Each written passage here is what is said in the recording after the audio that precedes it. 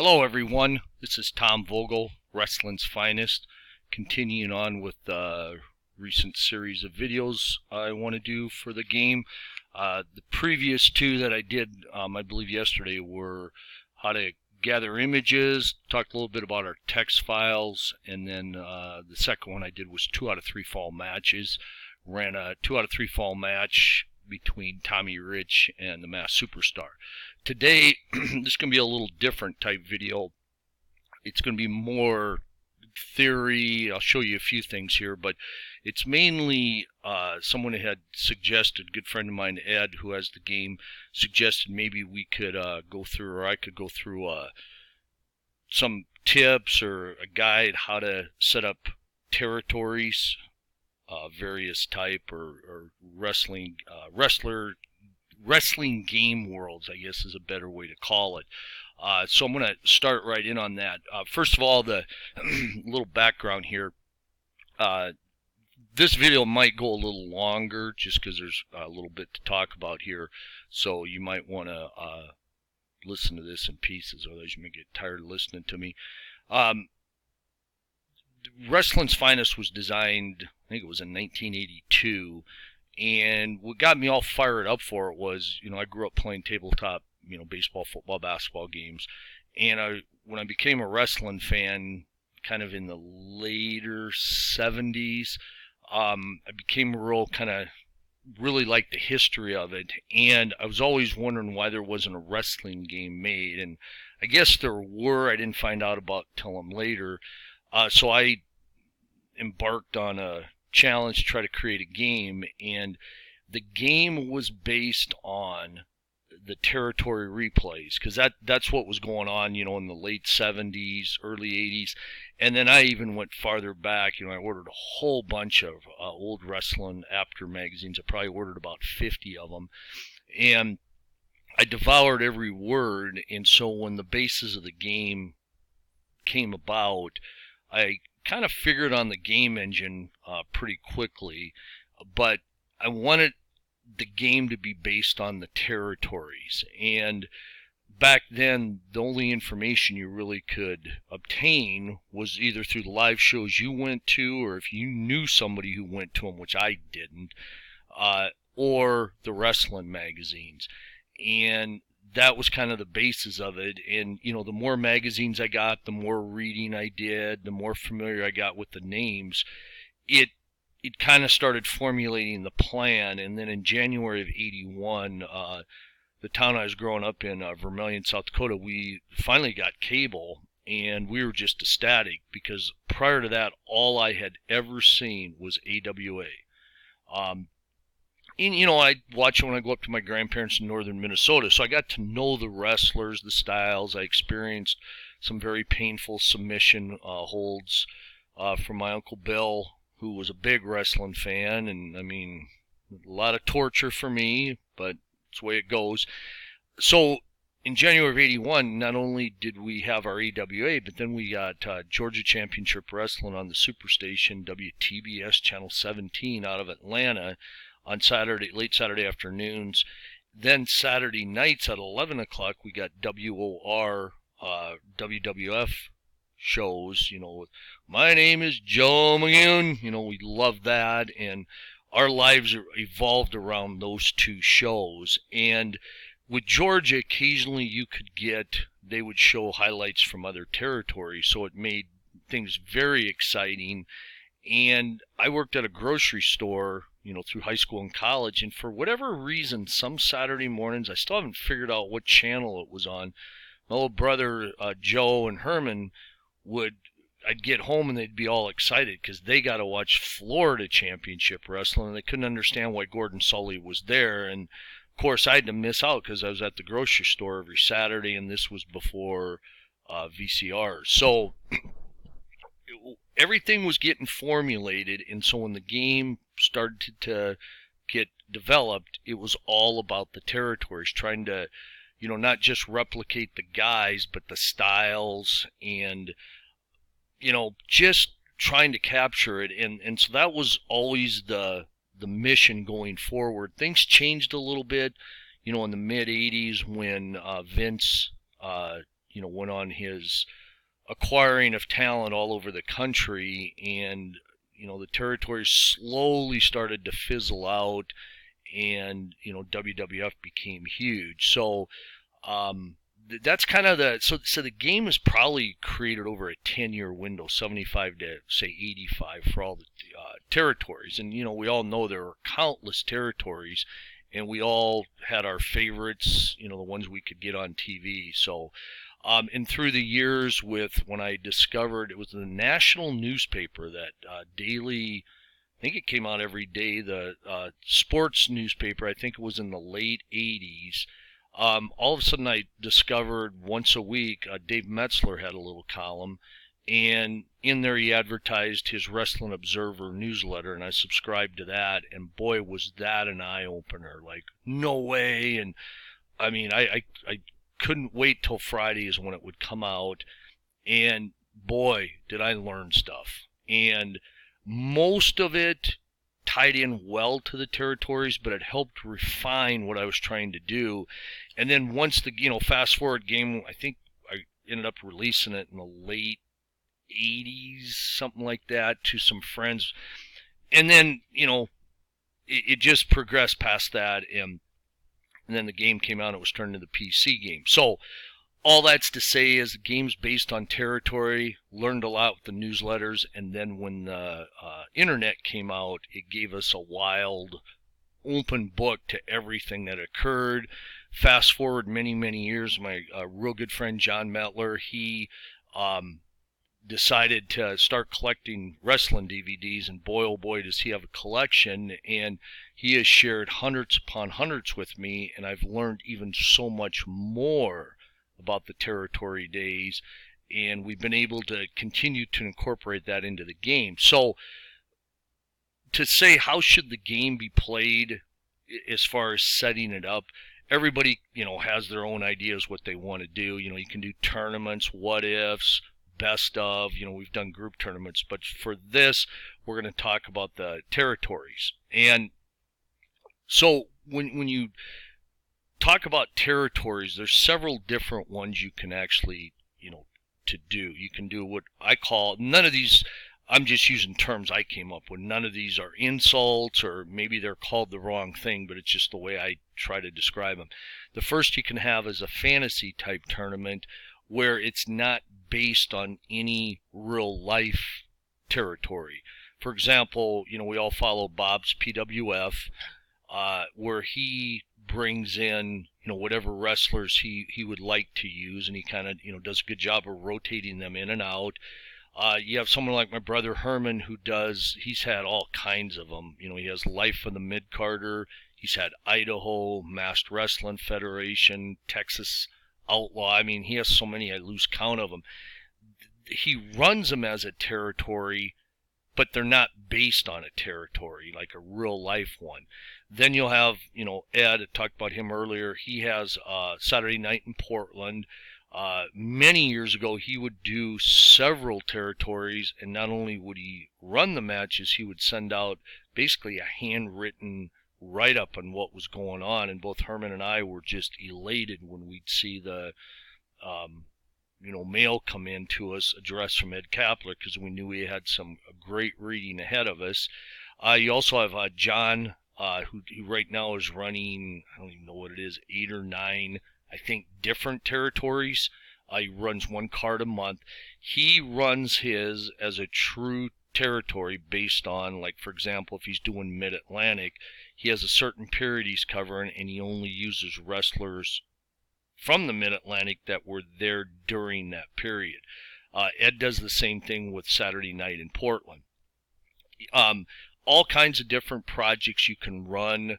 And so this kind of, other than running just like a straight tournament or what-if matches, or recreating like a WrestleMania or a Starrcade, pretty much everything else falls into the territory type replay system. So one of the first things you have to do is you have to decide what you want to do as far as a territory. Do you want to do a true territory replay? I'm currently running Georgia if I'd ever get back to posting stuff, but I enjoy the true territory myself. I like to replay the actual Georgia that I watched. The only exception I have to my versus real life is, or I should say one of the exceptions is, I have it over a several year period, like 77 to like 83, or maybe even 75, where I can bring in anybody who wrestled in Georgia during that period. When you decide what you want to run, like when Herman chose to do Idaho, he wanted to use mainly mid-carders. Ed kind of does something similar to that in Portland, where you see a lot of wrestlers who maybe aren't like upper echelon, but again, he's trying to keep it as real to Portland as it was, during the period he's replaying. So again, first thing you have to decide is what type of territory, and if you are going to do a true territory replay, which territory. If you choose to do a fantasy one, then, and again, that would be like Bob's PWF or Herman's. Bob's PWF and Herman's, let's just say Idaho, are different in the fact that Bob will rotate wrestlers in and out. Again, it's not based on a real territory replay, as is Herman's. Herman's is not based on anything. Herman pretty much stays set with a certain roster and a certain number of guys. He doesn't have very many, just like Ed doesn't have very many in Portland, that he actually uses at any time, similar to what I do in Georgia. I try to keep the roster small, and I'll talk about that in a little bit, but I have probably a wider base of wrestlers I can rotate in, provided they wrestled in Georgia. Because again, mine is a true territory replay, where Herman and Bob's is not, but they each run their wrestlers in and out however they see fit. So first thing you do is, when, if you're going to do either type, fantasy or true territory, you have to decide which and what wrestlers you want in there. If you're going to do a true territory replay, or do it like Herman's Idaho, my suggestion is if it's a fantasy, you want to keep it small. And even if you're running a true, like Georgia territory, they never had very many wrestlers at any one given time. That's why in a 2-hour show, you could have 3 Tommy Rich interviews if you were lucky, and that is sarcasm, Sheldon. And you might see Tommy Rich wrestle twice, just because they just really didn't have a huge roster. What the territories did is they had a lot of tag teams that were just thrown together, meaning one week Tommy Rich could team with Tony Atlas, next week it would be Bob Armstrong, next week Stan Hansen. There wasn't a lot of rhyme or reason, not to say they didn't have regular tag teams like the Freebirds or the Wild Samoans or the Armstrongs, but they could pair anybody up with. So when you put your rosters together, a lot of times it's very helpful to make sure that the wrestlers you select do have an opportunity to tag with various partners. Like Tommy Rich probably has 4 or 5 partners at least in the game, and several of those, or most of them, are in Georgia. So you can do some of the random pairings when you see fit. Could there be more random? Oh, without a doubt. John and I were talking one day. We think we probably could rate another 300-400 tag teams, if we had the time and I guess sometimes the desire. So, that's for a whole nother topic. So, when you're picking your wrestlers, I'm not saying, like, if you look at my Georgia file, I probably have, 35 or so guys in there, but at any given time, I'm probably only using 16, maybe 17, because that's how Georgia worked. Herman, when he starts Idaho, he probably only has maybe 20 guys, and he might even have a smaller roster, similar to what Ed does, where Bob's is more of a, he has more of a rotating system, so he doesn't really have the boundaries. Once you decide the wrestlers that you want, it's also very important to make sure you have a balance in your lineup.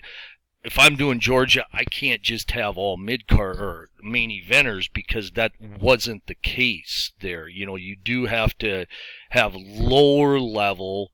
Not everybody's going to be a superstar, and a lot of times in the territories, you don't have the Brunos or the Vern Gagnes or the Luthezes. You're going to have some very strong territory wrestlers like Tommy Rich, Mr. Wrestling 2, Dusty Rhodes if you're down in Florida, Ricky Steamboat in Mid-Atlantic, JYD in Mid-South, Jerry Lawler in Memphis. They are very, very strong wrestlers, and they are upper echelon, but they're not, like I said, the Brunos or the Andres or the Thezes or the Danny Hodges. They're, a step below, but you don't want to just pick 16, I'm going to, pick everybody top notch. You have to have appropriate mix when you're doing, like, again, I'll use my Georgia, and when John does his Mid-Atlantic or Ed does his Portland, you have to have some lower level main eventers and, some mid-carders like the Iron Mike Sharps, the David Sammartinos, if you're going to try to recreate the matches that we saw in the territories. That's why I was never a fan of running like a mid-1980s WWF, because everybody there was a superstar. And to me, it would be really hard to come up with angles for everyone. And I think if you look back in the day, some of the big superstars from the other territories, like Jim Duggan or JYD that we've talked about recently at our forum, they were, lowered down to more of a cartoonish type characters, and you never know, was Vince doing that to make fun of the other territories, or was it just, you just can't have everybody at superstar level. Some guys are going to have to fill out the mid-card part of your card. So you have to keep that in mind. When I look at Georgia, I have Gino Hernandez, who's good. I have Brad Armstrong, who's good, but they're not the upper echelon. Then you mix in the Steve Kearns, the Kevin Sullivans, and you kind of even got a little bit, the Steve-O's, one of my little brother's favorite, Steve-O. You get a really good mix. And, so your opening match or two, especially if you're at the big Omni card, they weren't right away. It wasn't Mass Superstar versus Tommy Rich. It was maybe Steve-O versus a young Kevin Sullivan. You just have to have the balance to keep it realistic when it's a true territory.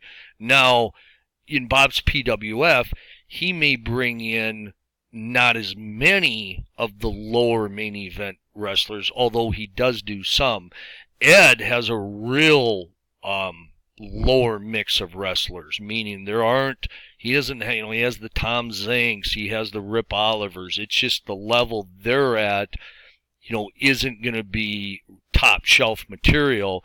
And Herman, like I said, I think one of his big wrestlers was Black Bart. Black Bart, say that 3 times in a row as your champion. Which is great, because not only does he give respect to some of the mid-carders through the years, it's kind of cool to see the wrestlers, nobody dominates. So, again, it depending on what you're running, but keep in mind you have to have a true balance of your roster. Next thing is what I like to do when I did Georgia, and I'm not an anal retentive guy. When I balance my checking account, if I'm winning $5-6, I'm fine. I just make a correcting entry, to make it balance. So and I round everything. But one thing I like to do when I did Georgia, I wanted to try to find what their regular schedule was, meaning I knew they went to Augusta on Mondays. I knew the Omni was every other Sunday, and then the other Sunday it was Marietta, and sometimes they would do a double shot on a Sunday. But I like to know, when were they in Griffin? When were they in, Columbus, Georgia? Valdosta? you, Savannah, what was their regular, I guess, schedule and their, the order that they would go.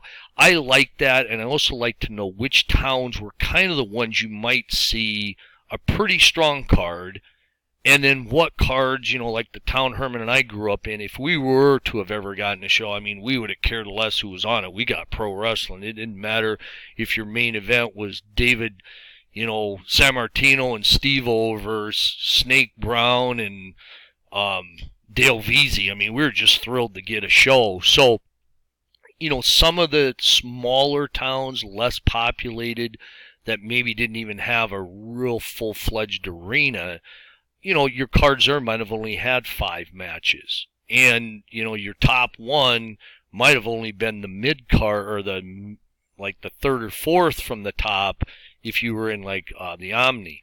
Other thing is you have to gear, I believe for this, you kind of have to have a headquarters city that's your big, that is, what everything is geared toward. Like Ed's doing Portland. For me in Georgia, it's obviously the Omni. That was the one, they'd say, this week in Georgia, we're going to here, here, here. But then next Sunday night in the Omni. Or they'd say, it all comes to a head in the Omni here in Atlanta tomorrow night. They'd tell you where they're going, but Omni was where they would list the matches. On TV, this is your complete lineup, and that's where, that was the cherry on top. And for me, for a territory, even if you do like Herman's Idaho, I haven't looked at his in a while, probably because he hasn't posted there in a while. I don't know if his big show is in Boise, but every territory did. Memphis, of course, was Memphis. Mid-Atlantic, that's a tougher one. I think Charlotte was probably it, but they had some great venues, and I would think Florida was another one. I don't even know if Miami was the biggie, but I know Mid-South was huge in Oklahoma City, but their big show was the Superdome, and they didn't go there that often. But when you did go to the Superdome, it was huge. So you kind of have to have the place. The other thing you have to decide is how are you going to go to these other smaller towns, or are you just going to run your one big show knowing, wink, wink, that there were matches all across these, because Georgia would run usually, if you don't count the TV show, like 5 to 7 cards a week. Usually it was around 6, and on Saturdays they would do the TV taping at 8 in the morning, so the wrestlers had a long drive on Friday night coming in, and then they would wrestle Saturday night, and then Sunday night it was either the Omni or Marietta, and they might even do a small town show in the afternoon, and then Monday they were off to Augusta. So, you kind of got to decide what you want to do. John, for his territories, does 1 card per month that he reports on. Now, does John run other matches? No, but, John knows that in real life there would have been shows all over the place. It's just hard to do that for territory because you run out of guys. And that's why when they would do these smaller towns, DQs and draws were quite often because they'd have to bring the same wrestlers back to that same town. And if you had Tommy Rich pin Mass Superstar the first night, or the first time they were in Griffin, Georgia, if you brought him back the next time, people would say, well, why? Tommy Rich already pinned him.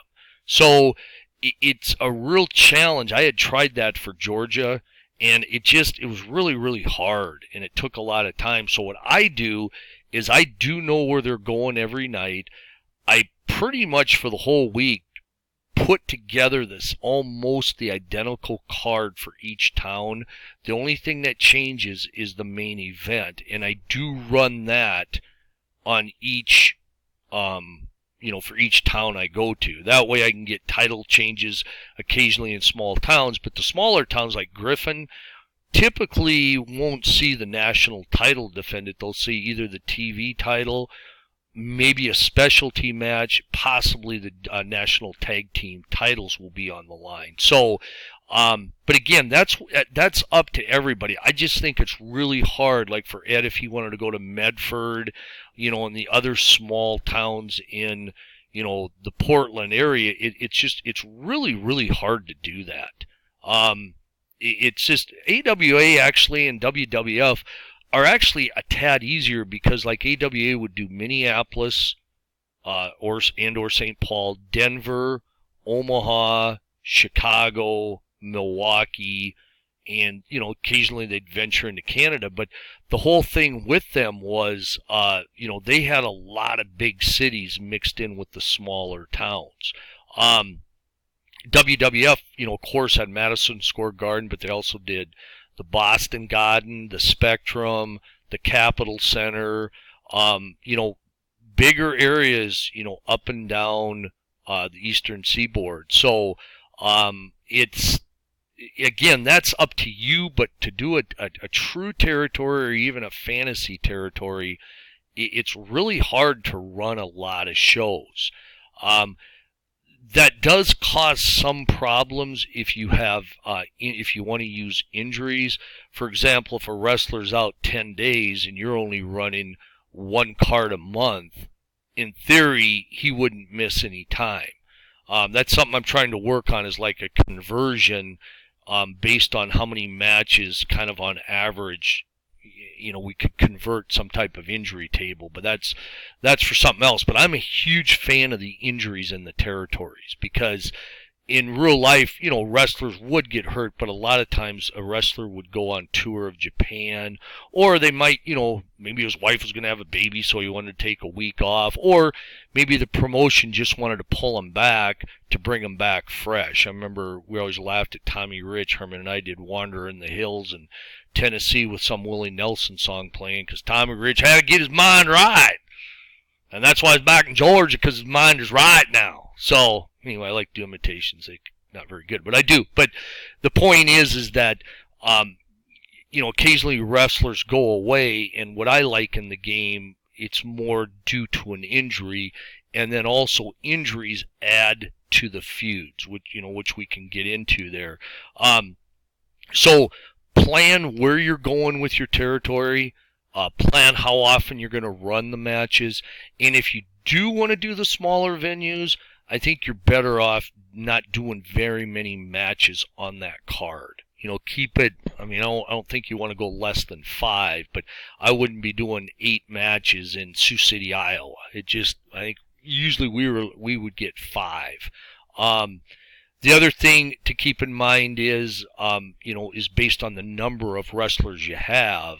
If you got 18 wrestlers and you're trying to run all these cards, I think you'll look down and say, wow, I run out of ideas what to do. So, and back in the day, we didn't have the internet, so Tommy Rich could fight Mass Superstars 6 times in a week, and it didn't matter what the results were. They were going to have the big title match in the Omni. Even if Mass Superstar was the challenger and he had been disqualified 5 times in a row, he was still getting that title match in the Omni because we didn't know that he was getting disqualified and they didn't bring it up. So that's kind of the trap we can fall into if you run too many shows and too many matches on each show. Now, once you get your roster set up, and I'm going to show you, I think one of the videos, I don't know if it was video 11, I showed you how to create a roster, depending if I ramble too long here. I'll try to show you a real quick refresher on that. Once you have your roster, once you know your plan of how often you're going to run cards, and you know which place is going to be your big, your shining arena where everybody's pumped up just a little bit more, once you have that taken care of, now you can get into your matches. And one of the first things you have to decide is who your champion and champions are going to be. If you're picking up at a certain period, maybe you just say, well, I'm going to start Georgia January 1st, 1980. Who was the champion? Okay, it's Ken Patera. Okay, I can start that way. You could start a tournament. You could do a fictitious angle where a champion was stripped, so your territory is going to do a one-night tournament in the Omni to crown the new champion. It's, however you as the gamer decide to do it. Some people love doing the tournaments. I think some people, they end up spending so much time with the tournaments at the time they get a winner, they're already kind of burned out. But that's each person's call, how they want to decide the champion. And also, how many champions do you want to have? Georgia, for a while, had the Georgia champion, national champion, TV champion, and then I think it was the Georgia Tag Team Champion. So they actually had quite a few belts for a small territory. Eventually, they merged the Georgia and the national title into just the national title, which I thought was a great idea. Then, as far as your territory replay, do you want to bring whoever you consider the world champion in for title defenses? John has a pretty cool system he uses in all his territories. For me, for my replay for Georgia, Harley Race is the champion, so every so often he will defend in the Omni. Most of the time, it's against one of my Georgia wrestlers. Once in a while, it will be like a neutral site if he wants to take on, say, Jack Briscoe or Dusty Rhodes, and I write it into the angle that they agreed on this as a neutral spot. But again, that's up to you to if and when you want to bring the world champion in. You always have that issue of what if the world champion loses to, say, Tommy Rich in Georgia, what do you do now? And I haven't had that occur, and if it does occur, I'll have to figure out what I'm going to do. I do use, since I'm doing a true territory replay, I do use Harley Race's world champion card because I want to make it very hard for him to lose the title. I mean, he did lose to Tommy Rich, but it was it was kind of a favor to Jim Barnett to get Georgia a little bump, and I think he won it on a Monday night, and then he lost it Friday night because usually the world champion would stay in that territory for the full week and then move on. So Tommy Rich never even got to come out on TV with the belt. But, I mean, that's the way it goes. So I do use the world champion card.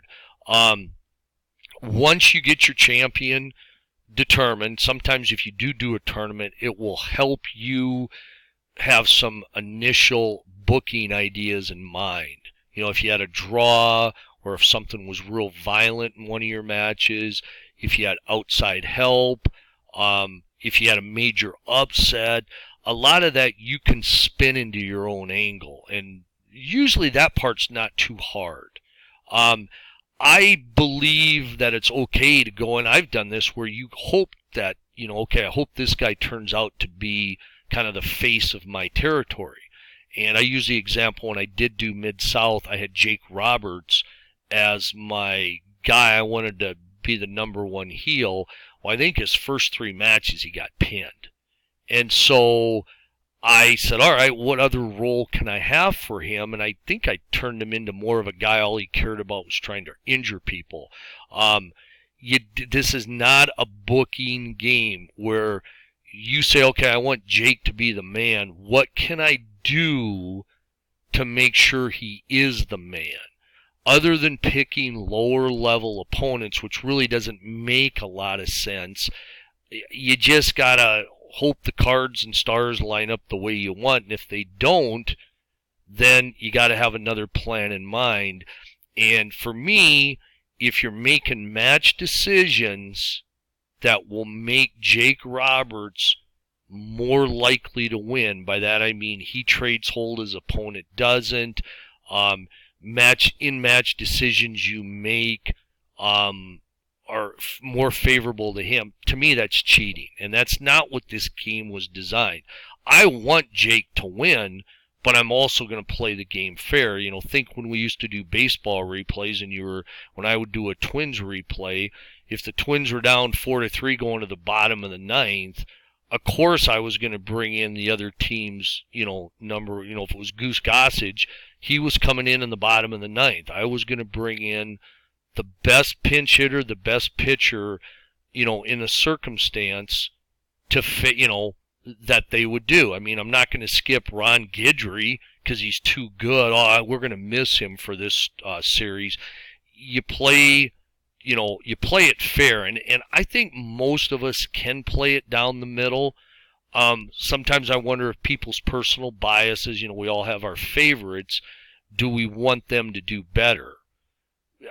We probably do, but I think we don't load the dice, so to speak, to make it happen. If I want a certain guy to do well and he doesn't, then that's great. If he does do well, that's great too. But you got to make sure you let the game take you down the direction the game wants to. If they throw a bunch of rocks and trees on the road, that's a roadblock. You got to go back.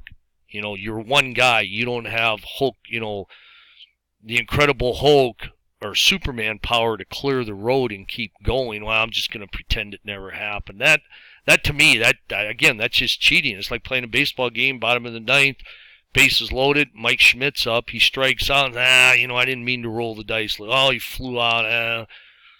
Oh, wow, Mike Schmidt just hit a grand slam.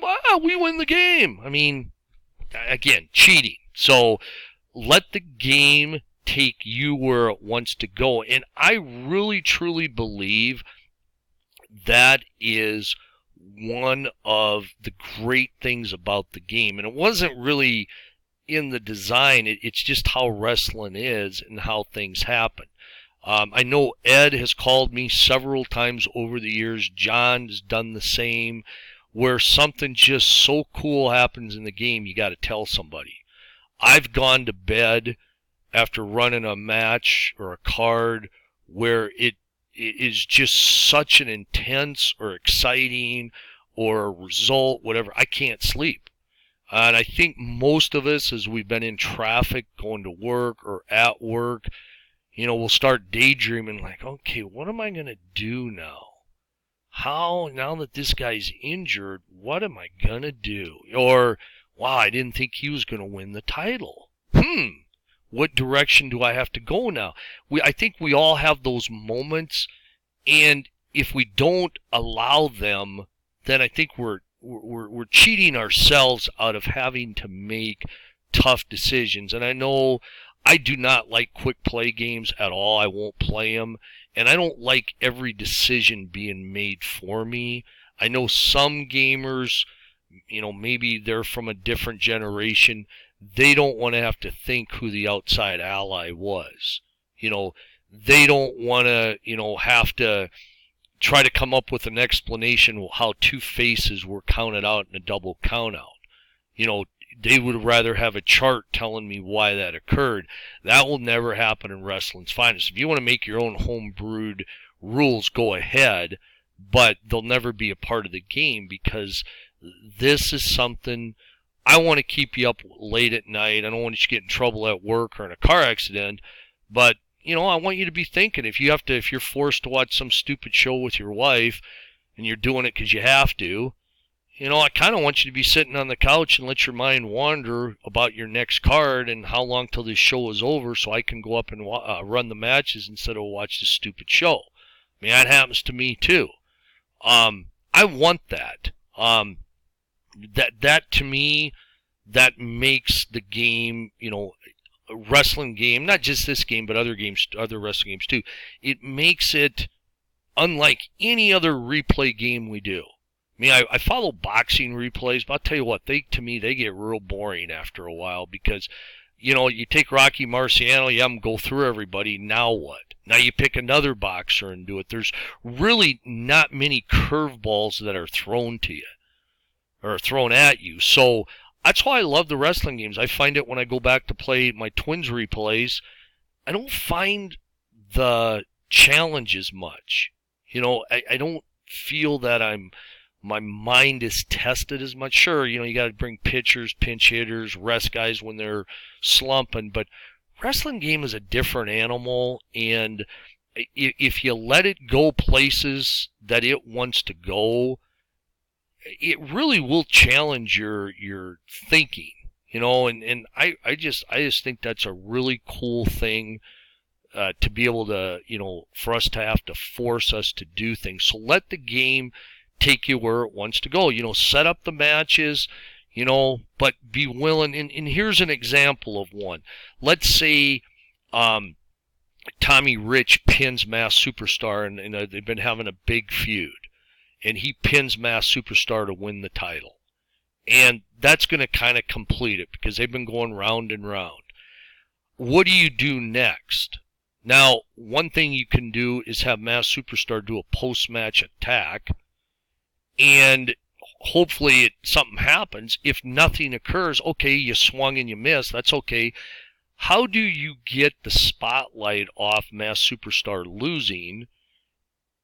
And how do you give Tommy Rich a big pop without burying the Mass Superstar? And one way you can do that is the next week on TV, Gordon Sully announces Tommy Rich is the new national champion. You congratulate him, you call him out. Tommy Rich gives an interview, but he doesn't really talk about the Mass Superstar. He thanks the fans. He knows there's a lot of guys coming for him, and he's going to be a great champion and so forth.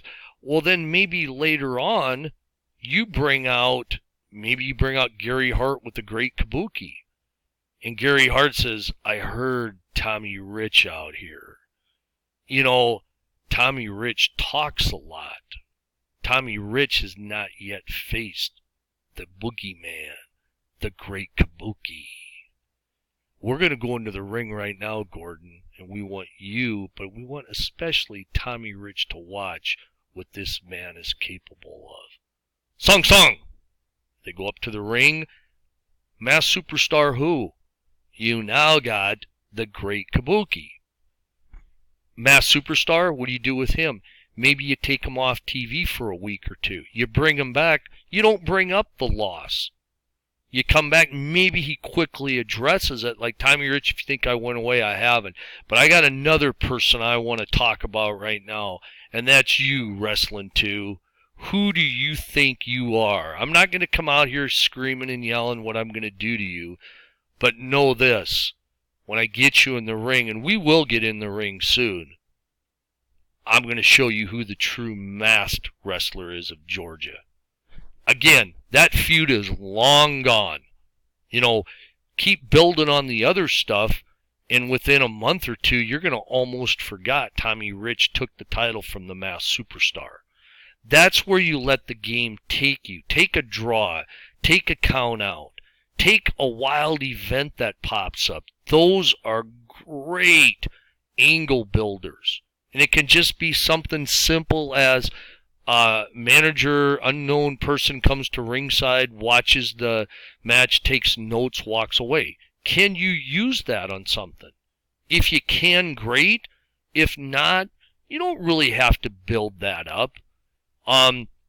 Guest commentator comes out, makes biased comments. Wrestler who was wrestling can now come on TV and said, I understand so-and-so came out and made some real disparaging comments. Well, it's real easy when I'm in the ring and you're sitting there at ringside in a suit and tie. Why don't you come out and say those things right now? So there's so many ways to go different directions, even if the original result was not to your liking. I had something in Georgia where Bob Armstrong, it was a face tag team match, and all of a sudden I had just a whole bunch of illegal moves. I had some outside ring stuff, and I go, whoa, I got something I can do with this, and it was my way to turn Bob Armstrong heel. And it set up some grudge matches, might have set up a bounty match, but I think I got about 2-3 months mileage out of that. When I started my Georgia replay, God knows how long ago, my thing in the back of my mind is eventually I'll get to Tommy Rich, Masked Superstar. I was looking forward to that. I got to the end of the year, and I don't know if they wrestled once, only because the game took me in so many different directions, which is great because I still have my marquee matchup, I still have that on the back burner that I can bring into play now at some point. And I'm still not even close to doing it. So just take what the game gives you. The other thing to remember, not every guy has to have a feud. Not every guy has to do an interview.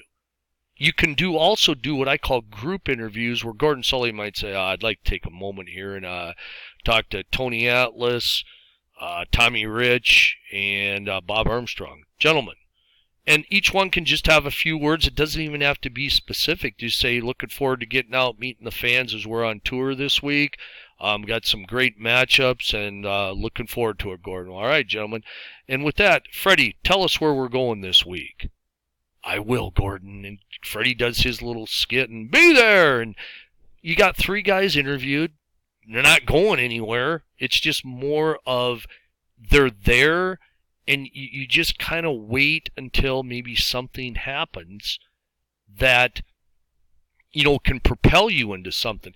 Another example was when you have a pull-apart brawl and guys are getting decked all over the place.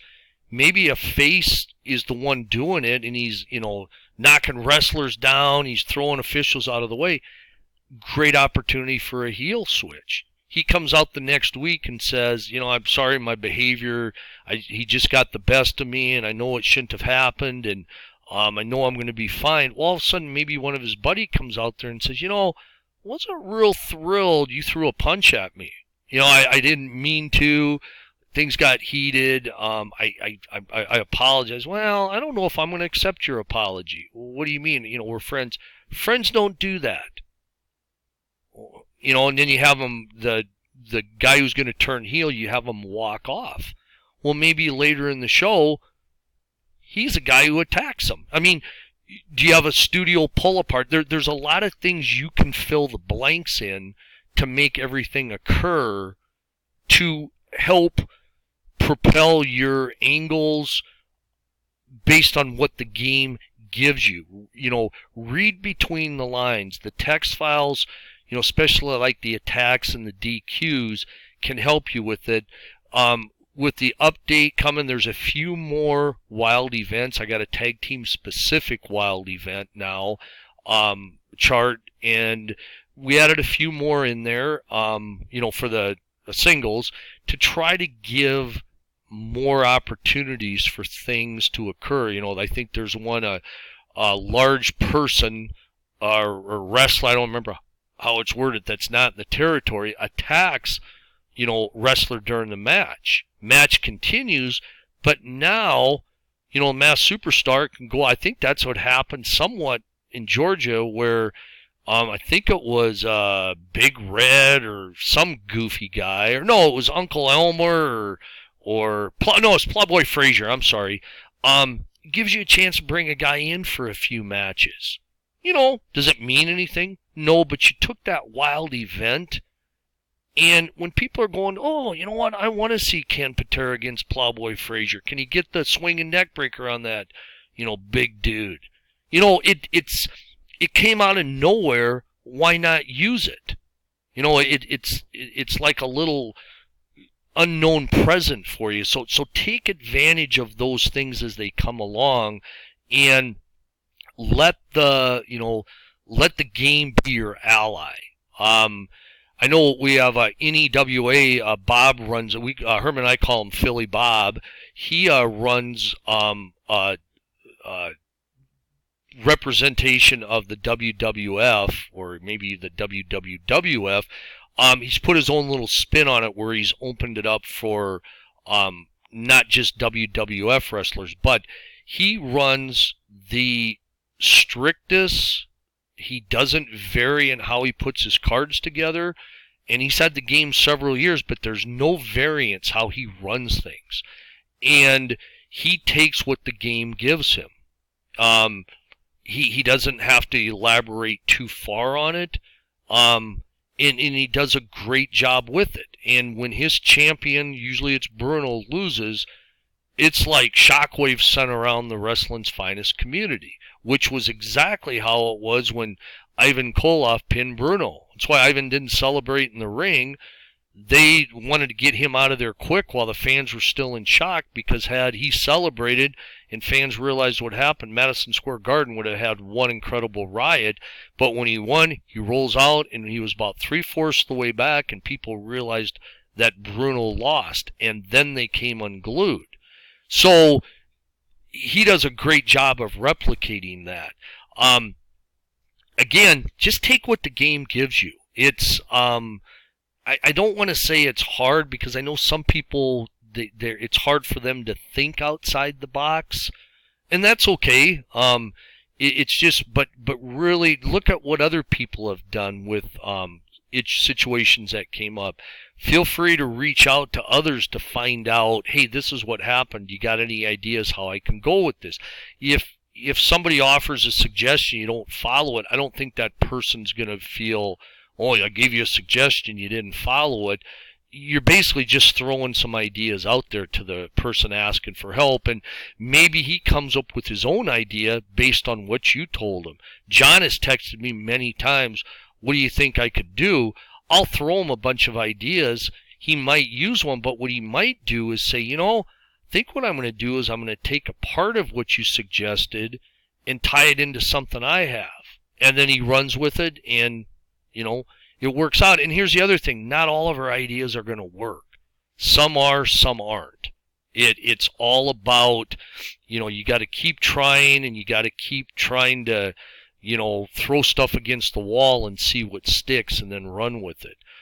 We're getting to the end of this here. Hope, you're still with me, or if, hopefully you're smart and coming back a second or third or fourth time since this is going on a while. The other thing, when your project stagnates, and you just are, call it writer's block or booker's block, or you're just burned out on the game. It happens to all of us. It happens to me. I mean, I can go, a couple months, and I go to the forum every day just to see if I have to answer any questions. And I do mean have at that point, because I'm just not into it. My wrestling fever, as I call it, is probably around a 1. So we all get burned out, and if you're running a project and you still have the wrestling fever, but you're just stumped on what to do, I suggest either A, take a wrestling game break, B, go off on a different project for a little bit to give yourself an idea. Run a tournament or what if. Follow other people's replays. Sometimes that's how I get inspired back in. I'll start reading people's wrestling worlds, and just like that, I can get the fever almost overnight. I can go from like a 1.7 to like an 8 overnight. But see, maybe something similar they're having happening. If you're just burned out on the game, or you got another project you want to work on, a baseball project, but let's just say you're sick of wrestling, just leave. I mean, I don't mean that mean. Just leave for a while. Go run another project. Just don't even think about wrestling. Don't watch wrestling videos. Just completely escape.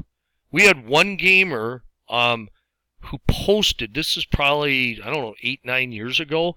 He posted like you wouldn't believe. Loved talking wrestling. Absolutely thought, loved the game. He no longer plays Wrestling's Finest. He told me remove him from the list. There was no hard feelings. He just no longer liked wrestling. And this guy went from a 10 fever level for many months to not even having not even a 1. I mean, it has never came back.